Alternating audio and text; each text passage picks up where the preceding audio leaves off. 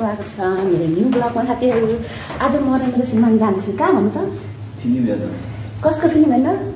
टाउको देखेन हो तपाईँ धेरै तारे जमिन पे को उल्टो जस्ट सितारे जमिन पे। सितारे जमिन पे हेर्न गएछ साथीहरु। 3:30 बजे सुरु हुन्छ। तर अहिले टाइम छ हैन। हामीले अब पुग्दा ठिक्क हुन्छ साथीहरु। हजुरलाई पुगेपछि देखाउँछु ल। A few moments later. Guys, पोको खेल्न गयो। हामी यो मिलाडिका हल भयो है साथीहरु। अहिले हामीले गिर्जा हलमा आएको छु है। अमिर खानको फिल्म लागेको छैन, अर्कै फिल्म चला रहेछ। कुन फिल्म चलाछ बुढा? कुन चाहिँ साउथ मुभी छ? अब घर जाने भयो। अमिर खानको फिल्म हेर्न आएको थियो, अमिर खानको फिल्म छैन। अब घुम्ने हो नि घर जाने बाई साथीहरु। अन्तिममा हामीहरु यता हुन्छ। फाइनली हाम्रो भयो भयो है। अब के गर्ने अब चिया खाने बुढाबुढी घर जाने हतिया खान जाने र यता हेर्दै के हेर्न आएको हामीहरू आफ्नै सितारे भएन हाम्रो। जनकपुरमा चाहिँ हावाहुरी चलेको छ, ठन्डा मौसम साथीहरु। त्यसैले खसीको टाउको खानु मन लाग्यो। खसीको टाउको लिन आएको छु म र मेरो श्रीमान चाहिँ। हाम्रो चाहिँ छिटो उस्तादले बनाउनु गरेछ। हेलो साथीहरु, घर आइपुगे। फ्या भयो। सितारे जमिन पे हेर्न गएको थिएँ अमिर खानको। हुन त दिउँसो गएर होला, त्यसैले लागेन। राति गएको भए चाहिँ लाग्थ्यो होला, हिँड्न पाउँथ्यो होला सितारे जमिन पर। राति के बिहान गएर के काम भएन।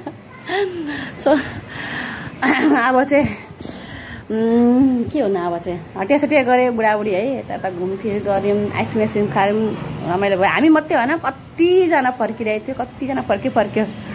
अनि बाटोमा अनि मेरो श्रीमानले केटाहरूलाई पनि के भाइहरू तपाईँहरू पनि सितारे अमिर खानको फिल्म हेर्न आएको? हो दाजु, लागेको छैन फर्किनु नि। उनीहरू पनि फर्क्यो, कतिजना फर्क्यो नि। खै किन नलागेको, के कारण लागेन थाहा भएन। अब अर्को शनिबार चाहिँ लाग्छ होला।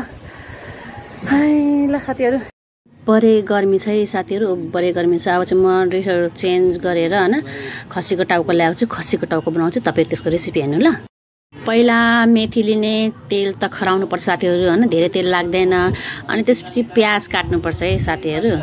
गिदीको लागि चाहिँ प्याज काट्नुपर्छ। मैले चाहिँ अहिले कान, गिदी र जिब्रो भुट्न गएको छु है साथीहरु। प्याज काटेर मैले रेडी पारिसकेको छु। तपाईँ हेर्न सक्नुहुन्छ यहाँ गिदी कान सँगै छ, जिब्रो यो चाहिँ भिन्दै ल्याउनु पर्छ है साथीहरु, न त मिसाइदियो भने मासुमा खतम।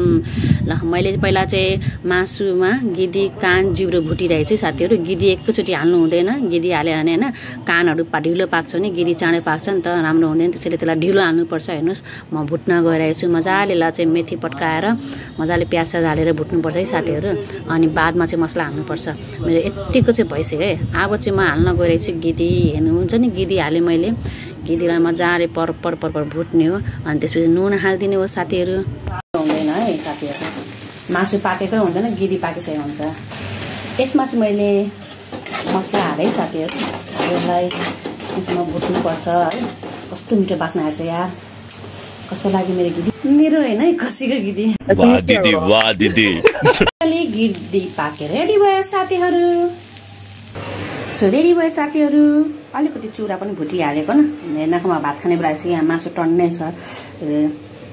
भुटन यो कान, गिदी र जिब्रोको भुटन अनि चुरा।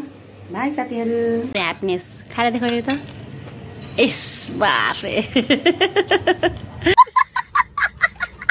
मासु हो, यसलाई चाहिँ कुकरमा बनाउँछु म। यो त यहाँको खसी राम्रै हुन्छ, कुकरमा बनाउनु पर्दैन। त्यो पनि अब ढिलो भइसकेछ, 8 बजेछ हैन। अब यो बनाउँछु कुकरमा, छिटो मिठो भइहाल्छ ल। मजाले बनाएको नि हेराउँछु ल तपाईहरुलाई। 400 रुपैयाँ पर्न गयो साथीहरु।